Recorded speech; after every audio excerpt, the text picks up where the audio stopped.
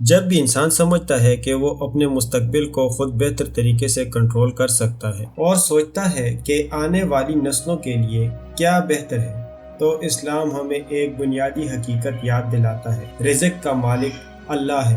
اسلامی تعلیمات میں اولاد صرف ایک معاشی بوجھ نہیں بلکہ ایک نعمت، امانت اور ذمہ داری ہے۔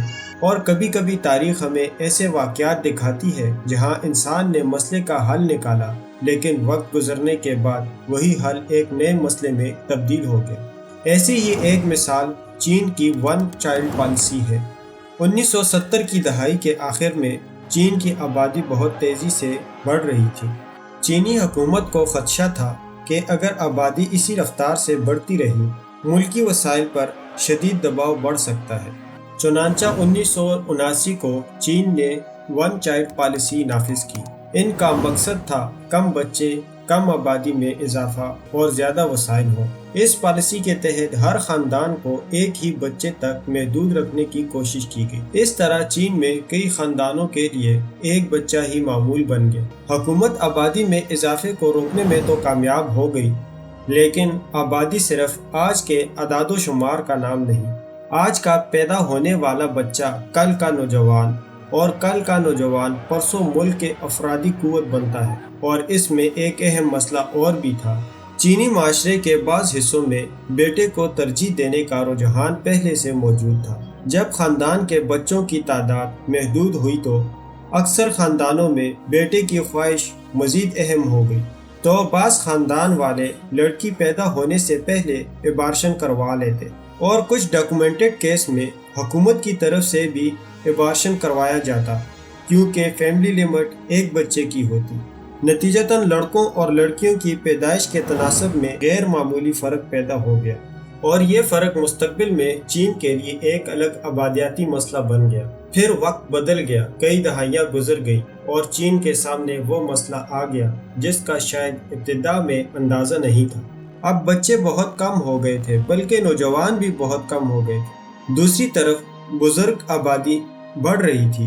ایک بچے والی نسل اب بڑی ہو چکی تھی۔ چین میں بزرگ زیادہ اور نوجوان کم ہو گئے تھے۔ نوجوان لڑکوں کے مقابلے میں لڑکیاں بھی بہت کم تھیں۔ اب چینی حکومت کو خدشہ تھا اگر یہی صورتحال جاری رہی تو مستقبل میں لیبر فورس کم ہوگی اور اس کے بغیر ملک چلنا ناممکن ہے۔ اس وجہ سے 2015 میں چین کی حکومت نے اعلان کر دیا کہ اب سب کو 2 بچوں کی اجازت ہے۔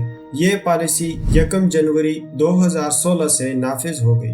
یعنی ون چائلڈ پالیسی اس لیے ختم نہیں کی گئی کہ چائنا میں آبادی کم ہو گئی ہے، بلکہ اس لیے ختم کی گئی کہ اب نوجوان افراد کم ہو گئے اور بزرگ زیادہ ہو گئے۔ اب خاندانوں کو 2 بچے رکھنے کی اجازت تھی، لیکن پیدائش میں وہ اضافہ نہیں ہوا جس کی حکومت کو امید تھی، کیونکہ مسئلہ صرف 2 بچوں کی اجازت کا نہیں تھا۔ نوجوانوں کی تعداد کم تھی، شادیاں دیر سے ہو رہی تھی، اور بہت سے خاندان ایک ہی بچے کو کافی سمجھنے لگے۔ اکثر خاندان کا ماننا تھا کہ 2 بچوں سے عورت کے کیریئر پر اثر پڑتا ہے۔ جب 2 بچوں سے بھی تعداد میں فرق نہ آیا تو 2021 میں چین کی حکومت نے مزید تبدیلی کی۔ اب حکومت نے 3 بچوں کی اجازت دے دی، لیکن یہاں ایک عجیب صورتحال پیدا ہو گئی۔ جس ملک نے کبھی لوگوں کو کم بچے پیدا کرنے کے لیے کہا تھا، اب وہی حکومت لوگوں کو زیادہ بچے پیدا کرنے کے لیے ترغیب دے رہی تھی، مگر اب لوگ زیادہ بچے پیدا کرنے کو تیار نہیں تھے، اور جوڑوں کے لیے 7 کام اور 7 بچوں کو سنبھالنا مشکل تھا۔ اس کی وجہ سے آج چین کی بڑھتی ہوئی عمر رسیدہ آبادی کا سامنا ہے۔ کام کرنے والے عمر کے لوگوں کا تناسب کم ہو رہا ہے، جس کی وجہ سے پنشن اور صحت کے نظام پر دباؤ بڑھ رہا ہے، اور کم بچے پیدا ہونا افرادی قوت کے لیے بڑا سوالیہ نشان بن چکا ہے۔ 2025 میں پیدا ہونے والے بچے تقریباً 79 لاکھ ہیں، اور 2025 میں مرنے والے افراد تقریباً 1 کروڑ 13 لاکھ ہیں۔ یعنی مرنے والے پیدا ہونے والوں سے تقریباً 34 لاکھ زیادہ تھے۔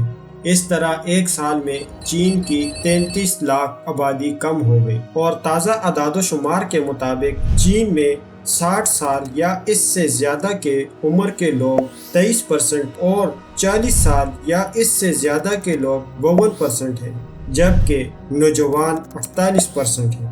جس ملک کو کبھی آبادی کا بڑھنا سب سے بڑا خطرہ نظر آتا تھا، آج اس ملک کو آبادی کا کم ہونا پریشان کر رہا ہے۔ اس سے ہمیں سبق ملتا ہے کہ نسلوں کے معاملات صرف حساب و کتاب سے نہیں چلتے۔